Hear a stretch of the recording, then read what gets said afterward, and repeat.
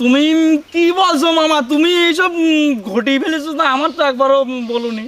আরে তুই আমার ভাগ্নে হোস, তোর সাথে আমি এইসব বিষয়ে আলোচনা করতে পারি?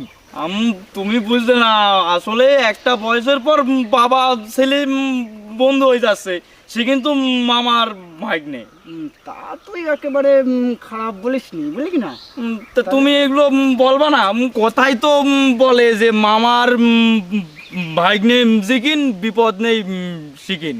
আচ্ছা তুই বেশি রাগ করিস নি, আমি বলছি একটু সময় দে।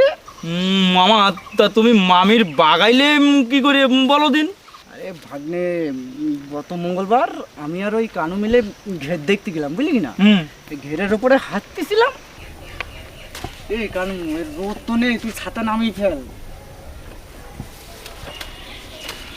আর এই গরমে এই জল শুকুই, বৃষ্টি নেই, মাছ তো সব মরে যাচ্ছে, কি করবা নে?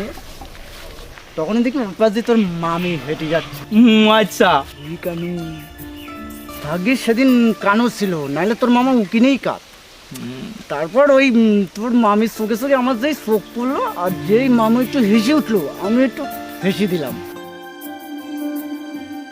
বাবা মামা, তুমি কিন্তু এই বয়সেও ভালো স্কিল ডেভেলপ করেছো, মানতে হবে। হেসে দেওয়ার পরে ভিতরে ওই গানটা বেজে উঠলো। কোন গানটা মামা?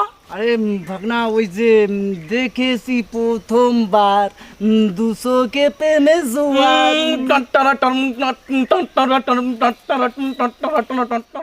তা ভাগনা, তা তোমারও তো বয়স কম হলো না, তো তোমার কোনো সেটিং পেটিং হয়নি নাকি?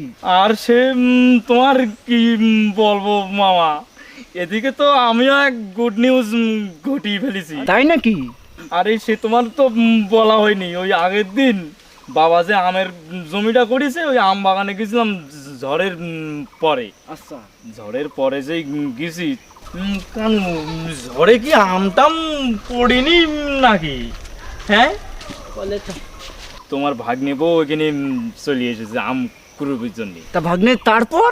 তারপর ওই আম কুড়োতে কুড়োতে ওই চোখে চোখে যেই পড়েছে কানু।